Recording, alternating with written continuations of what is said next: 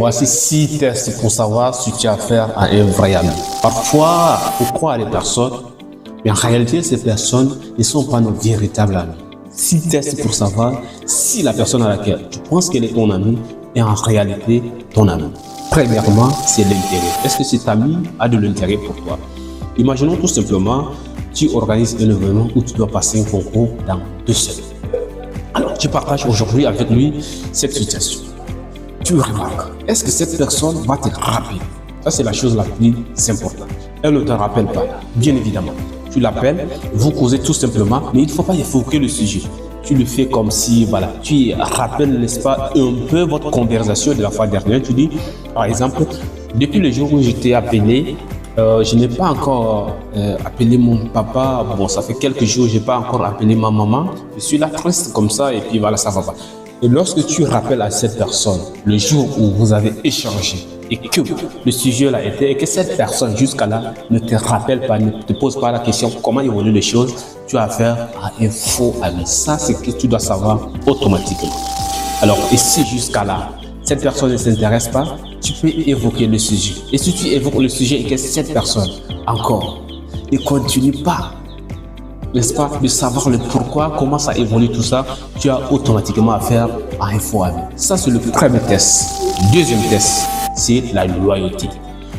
Tu sais, un ami pour toi, c'est cette personne que quand tu lui confies quelque chose, il respecte ça. Il sait que ce qui est dans ton cœur et ce qui est dans son cœur. Donc tout ce qui vient de toi, c'est alpha et oméga, c'est le commencement et la fin. Ça commence par toi et ça se finit par lui. Mais si cette personne continue également à annoncer cette chose à d'autres personnes, ce qui veut dire c'est pas un vrai ami. Cette personne n'est pas loyale.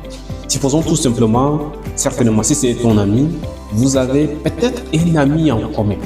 Alors, tu lui partages le secret de votre ami en commun. Tu lui dis, ah, notre ami tel, c'est comme ça.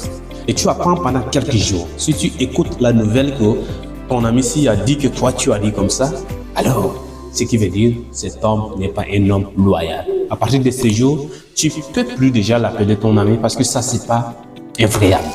Troisièmement, c'est ce qu'on appelle la fierté. Est-ce que cette personne est fière de toi lorsque tu arrives à réussir quelque chose? Et vous savez, beaucoup sont ceux qui viendront nous réconforter lorsque nous essayons, n'est-ce pas, un revers. Mais très peu viendront nous féliciter lorsqu'il s'agit d'une chose la plus importante dans notre vie. Alors nous devons avoir automatiquement savoir est-ce que ces personnes ressentent réellement, ont la fierté de notre succès. Vous savez, ça aussi c'est hypothétique. Il y a d'autres personnes, quand il s'agit des moments les plus durs, en cas de décès, cas de blessure, ils s'inquiètent pour toi profondément. Mais du moment où tu étais vivant, tu fais de belles choses, personne également ne t'apprécie. Mais c'est le choc, tu tombes, ils reconnaissent exactement ta valeur. Donc il faut savoir identifier cela. Il y a des personnes qui nous félicitent sincèrement du moment où on est en vie, qui sont des bonnes personnes. Il y a des personnes qui ne nous félicitent pas du moment où on est en vie. Oui, ce sont des mauvaises personnes. Et il y a des personnes qui viennent du moment où on est tombé, du moment où nous sommes dans une dépression, nous réconforter, tout ça. Alors, quelques rares sont des vrais amis. Ça c'est le troisième test. Le quatrième test, l'honnêteté. Est-ce que c'est pour savoir si vous avez affaire à un bon ami? Et un vrai ami est celui-là qui te dit en face. Ce que tu ne veux pas entendre, il te le dit. Mon frère, ça c'est pas ça. Moi, c'est parce que je t'aime. Je sais que nous partageons une vision, mais je sais que ça ne va pas nous aider. Et tout ce qui ne va pas t'aider, ça ne va pas m'aider. Donc, je vais à ce que ça, si tu pouvais améliorer ça, ça pourra beaucoup nous aider. Et moi-même, j'en serai fier. Ça, c'est un vrai ami, il vous le dit d'une manière très sage, très compréhensible. Mais si quelqu'un, il accepte ce que vous dites, non, voilà, il vous laisse des likes comme ça, alors, c'est que c'est pas important. Si tout ce que vous faites, il est d'accord, non, c'est bon. Alors, faites vraiment attention parce que cette personne peut vous également pousser, n'est-ce pas, dans les épines. Ça, c'est la quatrième des choses. Cinquièmement, c'est le respect. Un vrai ami est cette personne qui vous respecte. Comment respecter une personne? Comment tu dois faire ce test? Imaginons tu viens à côté de ton ami, tu lui dis, mon frère, mon cher pote, j'ai vraiment un grand souci. Mais ces problèmes, je n'ai pas envie de le partager maintenant avec une personne.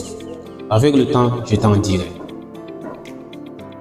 Et si cette personne insiste, demain, elle insiste pour savoir qu'est-ce que c'est, attention, elle ne vous respecte pas. Ce qu'elle cherche ici, ce n'est pas parce qu'elle se soucie de vous, mais elle s'intéresse plutôt au côté. Maintenant, le 6e test, c'est le sacrifice. Votre vrai ami est cette personne qui se sacrifie pour vous. Alors, imaginons que tu organises un événement, une conférence, tu organises une formation, tu organises quelque chose de très beau simplement. Tu essaies de partager cette idée bien avant avec ton ami. Essaye de savoir, est-ce que cet ami, le jour de cette cérémonie, tu as une cérémonie, tu as organisé un événement, est-ce que cette personne va quitter son job pour venir te rejoindre? Là, s'il le fait, tu as affaire à un bon ami. Mais par contre, cette personne n'est pas ton ami.